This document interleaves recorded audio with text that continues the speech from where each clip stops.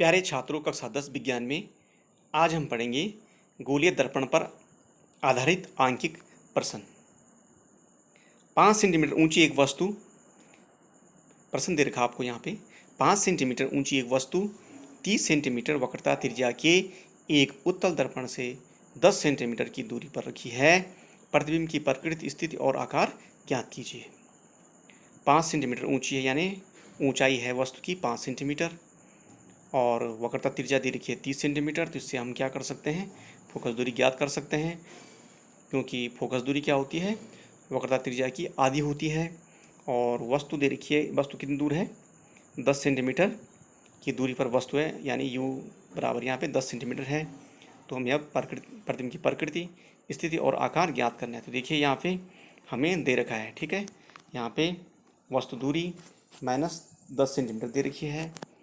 वस्तु दूरी जो होती है हमेशा ऋणात्मक होती है, क्योंकि दर्पणों के लिए चिन्ह प्रपाटी मैंने आपको समझाया था कि जो ध्रुव के बाईं ओर या दर्पण के सामने की दूरियां ऋणात्मक दूरी कही जाती हैं, यानी दर्पण या परावर्तक पृष्ठ के सामने हम वस्तु को रखते हैं तो वो ध्रुव के बाईं ओर है, ठीक है, यानी ध्रुव के बाईं ओर की जितनी भी दूरियां होती हैं उनको हम ऋणात्मक रूप से मापते हैं, और दाईं जो ओर जो दूरियां होती हैं उनको हम धनात्मक रूप में मापते हैं, ठीक है।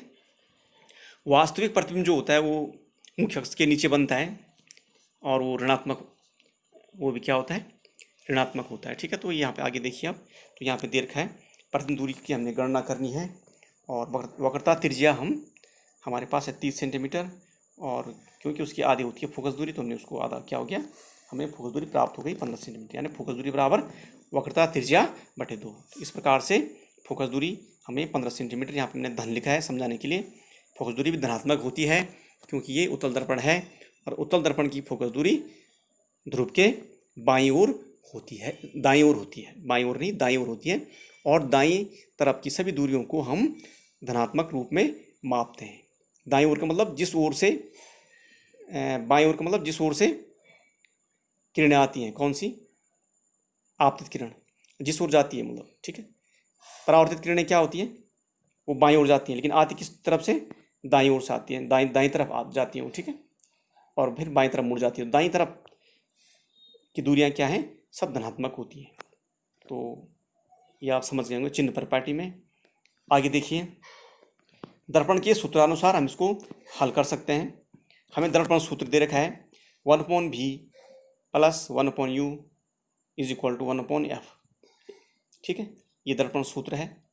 और हमें ज्ञात है, हमें भी ज्ञात नहीं, भी मतलब प्रतिबिंब दूरी हमें ज्ञात नहीं है, वस्तु दूरी हमें ज्ञात है ऋण 10 सेंटीमीटर, और फोकस दूरी भी हमें ज्ञात है 15 सेंटीमीटर। हमने सूत्र में रख दिया तो हमको क्या प्राप्त हुआ, ध्यान दें, हमें प्राप्त हुआ, हमने क्या रख 1/v + 1, इसको हम ऐसे लिख सकते हैं ऋणात्मक के रूप में, और उसके बाद क्या होगा, ऋण धन का क्या ऋण हो जाएगा, तो यहाँ पे हम क्या कर देंगे 1/v, यहाँ पे माइनस आ गया, यह माइनस कहाँ से आया, ऋण धन का ऋण हो गया, यानी ऋण धन को हम जब जोड़ते हैं आपस में तो ऋण ही आता है, ठीक है। तो ये हो जाएगा 1/v - 1/10 = 1/15, यानी 1/15, ठीक है। या इसको हम ऐसे लिख सकते हैं 1/v, यहाँ = अगर इसको हम वहाँ जाएंगे, ये जब वहाँ जाएगा तो धनात्मक हो जाएगा, ये हो जाएगा आपका 1/v बराबर 1/15 धन 1/10, ठीक है। और इसको हम हल करते हैं तो क्या क्या प्राप्त होता है हमको, यहाँ पे ध्यान दें, हमने यहाँ पे लास्ट अपन निकाला, इसका एलसीएम निकाला तो 30 हुआ, 15 का भाग जाता है 30 में, ठीक है सर, छोटी संख्या कौन है, 30 है, जिसमें 15 10 का दोनों का भाग जाता है। तो एलसीएम निकालने के बाद हमें प्राप्त हुआ 5/30, ये प्राप्त हुआ, ठीक है, यानी 1/v बराबर 1/6। तो प्रतिबिंब दूरी कितनी हो जाएगी, 6 सेंटीमीटर हो जाएगी। तो हमें प्रतिबिंब दूरी भी प्राप्त हो गई भी। अब हमें वस्तु दूरी भी प्राप्त हो गई, प्रतिबिंब दूरी प्राप्त हो गई, और फोकस दूरी भी प्राप्त हो गई, ठीक है। तो हम क्या कह सकते हैं, हम कह सकते हैं, इसलिए हम प्रतिबिंब की स्थिति के बारे में कह सकते हैं कि ये क्या है, उत्तल दर्पण के पीछे 6 सेंटीमीटर,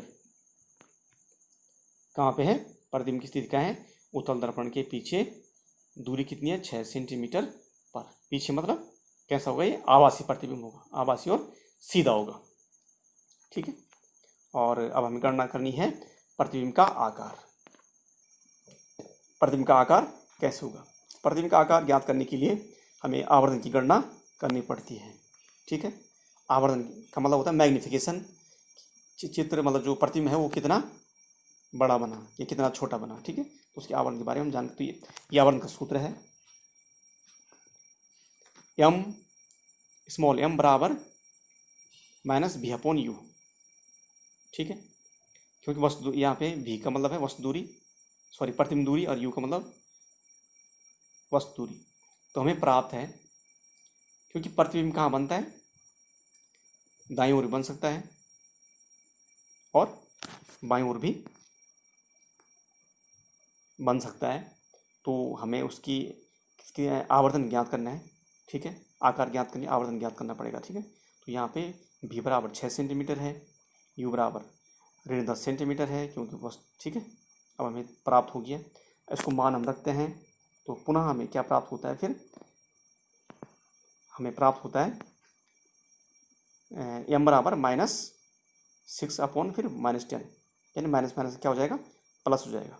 ये हो जाएगा एम इज इक्वल टू 6/10 हो जाएगा। ठीक है, तो आवर्धन हमें कितना प्राप्त हो जाएगा, 0.6 सेंटीमीटर हमें आवर्धन यानी एम प्राप्त, यानी मैग्निफिकेशन ऑफ द, ये जो प्रतिबिंब है जो उसका मैग्निफिकेशन कितना प्राप्त हुआ, 0.6 सेंटीमीटर। ठीक है, एक अन्य सूत्र है आवर्धन का, उसको हम देख सकते हैं। आवर्धन के अन्य सूत्र अनुसार एम बराबर यहाँ पे 0.0 सेंटीमीटर है, वस्तु की ऊंचाई हमें ज्ञात है कितनी है, 5 सेंटीमीटर, और हमें ठीक है, तो हम क्या, ये आवर्धन का दूसरा सूत्र है। ठीक है, एम बराबर क्या होता है, H2 अपॉन H1। H2 हमें पता है और H1 भी हमें पता है। ठीक है, सॉरी H2 हमें पता नहीं, ये ज्ञात करना है हमने। प्रति ऊंचाई H1 की हमने क्या करना है, गणना करनी है। H2 हमें क्या है, पता है। तो ये हम मान रखेंगे, आवर्धन कितना है, 0.6। ठीक है, और H2 अपॉन 5 तो मान रख दिया हमने। तो H2 कितना हो जाएगा, 3 सेंटीमीटर, यानी प्रतिबिंब का आकार क्या है, 3 सेंटीमीटर ऊंचाई है उसकी।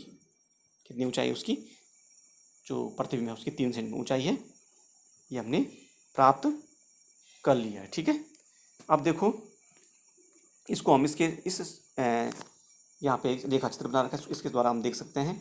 आप ध्यान दें, देखो यहाँ पे फोकस दूरी कितनी है, 15 सेंटीमीटर। ठीक है, क्योंकि अब वक्र त्रिज्या से हमने फोकस दूरी ज्ञात कर ली। ये वक्र त्रिज्या है आपकी, ये सी, और ये एफ जो है आपका, ये फोकस दूरी है। ठीक है, और ये क्या है, आपकी वस्तु है। ठीक है, वस्तु दूरी कितनी है, 10 सेंटीमीटर, क्योंकि वस्तु का है बाईं ओर है, इस तरफ है। ठीक है, बाईं ओर, ये हो गया आपका दाईं ओर। तो बाईं ओर की दूरी को हम क्या करते हैं, ऋणात्मक रूप में लेते हैं, तो इसलिए ऋण है। और वस्तु की ऊंचाई कितनी है, 5 सेंटीमीटर। ये ऊंचाई है, ये कितनी है, 5 सेंटीमीटर है। ठीक है, ऊंचाई। तो अब हमने क्या करना है, ये फोकस दूरी 15 सेंटीमीटर है। ठीक है, फोकस यहाँ पे है, और प्रतिबिंब दूरी 6 सेंटीमीटर, और प्रतिबिंब ऊंचाई 3 सेंटीमीटर। यहाँ पे देखो, ये पी क्या है, ध्रुव है, और ये क्या है, प्रतिबिंब है। ठीक है, वस्तु का प्रतिबिंब छोटा बन रखा है। ठीक है, छोटा है, सीधा है, और कैसा है, आभासी है। आभासी का मतलब ये दाईं ओर बन रखा है। ठीक है, तो ये वस्तु है, ये समझा चुका हूँ आपको। एक किरण यहाँ से आई और ये परावर्तित हो गई, लेकिन हमें क्या लगता है, ये मुख्य फोकस से आती हुई प्रतीत हमको होती है। ठीक है, दूसरी किरण आई और उसी दिशा में परावर्तित हो गई। ठीक है, और हमें ये ऐसा लगता है कि ये तो वक्रता केंद्र से होकर आ रही है। ठीक है, ये किरण, तो ये मैं समझा चुका हूँ आपको। इसको आप ध्यान से देखें, अगर जहाँ पे समझ में नहीं आएगा तो आप पूछ सकते हैं मुझसे। ठीक है, ओके, थैंक्स।